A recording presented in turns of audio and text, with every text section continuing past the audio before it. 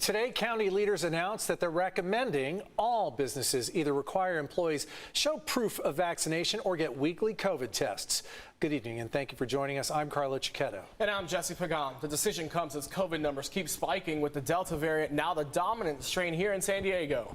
News 8's Shannon Handy has more on the announcement and why some businesses are bucking the change. Carlo and Jesse, this is a recommendation for all businesses, big and small. County leaders say local numbers are higher than they like to see, so they want to get control of the situation before it gets any worse. The facts are indisputable that COVID is on the rise in particular. San Diego County Supervisor Nathan Fletcher joined other local leaders Monday to recommend all employers either require employees get vaccinated or get tested for COVID weekly and wear a mask. But it is clear what is the single most effective thing to slow the cases and slow the hospitalizations is getting as many San Diegans vaccinated as possible. Currently, San Diego City and County, as well as California state and federal employees, are all subject to a vaccine or testing requirement. But when it comes to private businesses, it's a choice. On our News 8 Facebook page, we saw several comments supporting the plan. Some business owners have chosen to implement similar requirements. Meanwhile, those we spoke with today have not, and at this point have no plans to. I will never recommend that. Alondra Ruiz and her family own The Village, a plant-based restaurant in North Park. While she does encourage her workers to stay home if they're sick, she feels as though it's a violation of privacy to make them get vaccinated or take a test. I think it's tyrannical, and I stand for medical freedom. I believe people have the right to choose what to put in their body, and I don't want part of it. Meanwhile, at Greystone Steakhouse in the Gaslamp, marketing director Sarah Arjman says they won't make their employees get the vaccine either, though they will consider other safety measures.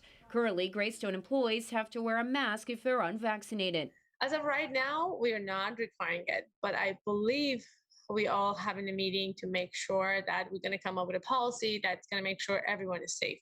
Arjman says one of the concerns her employees have revolves around testing. If in some cases testing is needed to work, getting a free one through the county won't happen fast enough, and rapid tests cost money. The rapid test costs, $120 to $160, and if we're requiring that, who's going to pay for that?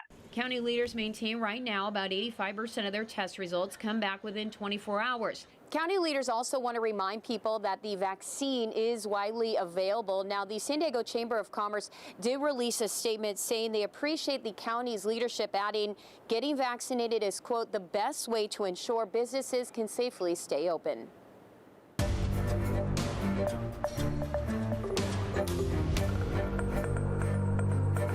President Biden says he does not regret the decision to end the U.S. combat mission in Afghanistan. Situation on the ground continues to deteriorate in Afghanistan. Chaos broke out and turned deadly earlier today at Kabul's international airport. As Deborah Alfron reports, more troops are on the way to help thousands of U.S. citizens and Afghan allies evacuate. I stand squarely behind my decision. President Biden defended the withdrawal of U.S. combat troops from Afghanistan in his first public remarks since the Taliban's stunningly rapid takeover. American troops cannot and should not be fighting in a war and dying in a war that Afghan forces are not willing to fight for themselves. Air traffic has resumed at Kabul's international airport after a chaotic scene Monday morning. Throngs of Afghans flooded the tarmac, many clinging to a U.S. military aircraft in hopes of escaping the country. Several people died. A U.S. military official tells CBS News 2 were armed Afghans killed by U.S. forces. The mission that the military has right now is to secure the airport, to keep operations going. The Pentagon is sending 1,000 more U.S. troops to Kabul to assist with evacuation efforts, bringing the total up to 6,000 in the coming days. Congressional Republicans are criticizing President Biden's handling of Afghanistan, even though the plan to draw down forces began with the previous administration. What we have seen is an unmitigated disaster, a stain on the reputation of the United States of America. President Biden warned Taliban fighters that any threats to evacuation efforts would be met with a swift and forceful response. In Washington, Deborah Alfron, News 8. That isn't only GOP leaders who are criticizing the president's decision to pull U.S. forces from Afghanistan. Coming up at 6:30, what a retired Army Major General has to say about it. A man suspected of car theft is in jail tonight after a 2.5-hour standoff outside the FBI Sorrento Valley headquarters. San Diego police officers say the man didn't say much, only that he was there to talk to the FBI. They tried to convince him to get out of the car, but he didn't listen, so they ended up firing pepper ball rounds at the car and breaking through the window to arrest him.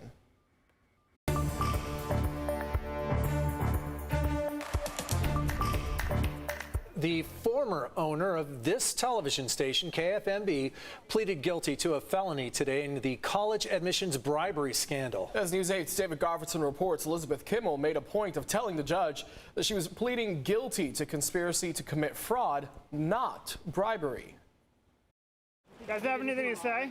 Elizabeth Kimmel, the former owner of KFMB stations, appeared remotely Monday with her attorneys in Boston federal court to plead guilty to a felony. She admitted to paying more than $500,000 to get her daughter and son into Georgetown University and USC as tennis and pole vaulting recruits. Both kids were accepted, but neither enrolled in the sports they were recruited for. Elizabeth, you have anything to say?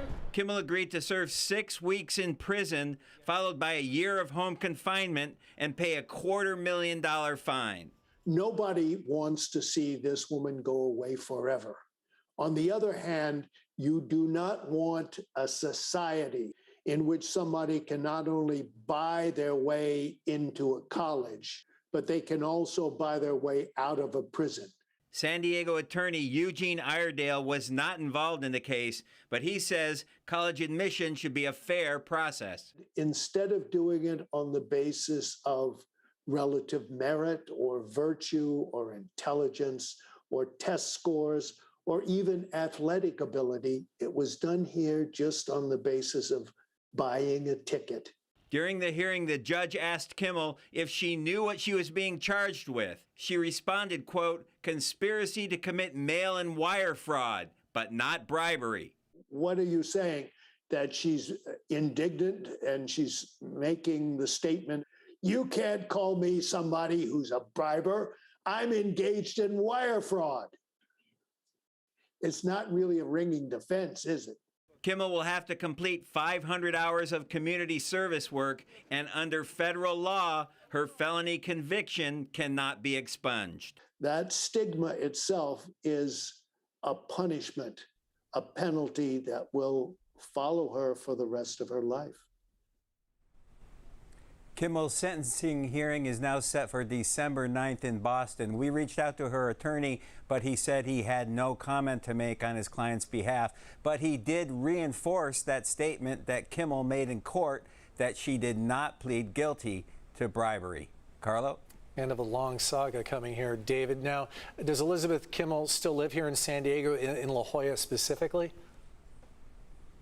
Property records show that she does have a mansion in La Jolla, but reportedly she's now a full-time resident of Las Vegas, so it remains unclear exactly where she's going to have to serve that initial year of home confinement. All right, David Gottfredson reporting live. Thanks, David. A San Diego man whose social media posts led the FBI to an alleged extremist group will spend 2 years behind bars. 33-year-old Gray Zamudio was sentenced today in San Diego federal court after pleading guilty to 3 unlawful firearm possession counts. Zamudio was arrested last summer after the FBI received a tip about posts in which he advocated for vigilante militias to attack and kill Democratic politicians. He also threatened violence against local racial justice protesters. After serving his term, Zamudio will be released on supervised release for 3 years, during which time he'll be barred from associating with members of white supremacist groups. San Diego Mayor Todd Gloria is in Sacramento today. It's part of an effort to secure more funding for the region. Mayor Gloria is meeting with state leaders to address a number of important issues, including public safety and roads, as well as housing and homelessness. Other topics on the agenda today include climate, drought, and fire prevention.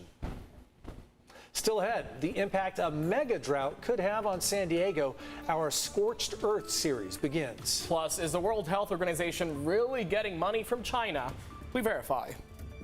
Daytime highs for today, we're still in the 90s across the valleys, also having those 80s right along the mountains, 70s along the coast. And we're going to go in the opposite direction. We're talking about cooler than usual temperatures and even a chance for some rain in the forecast.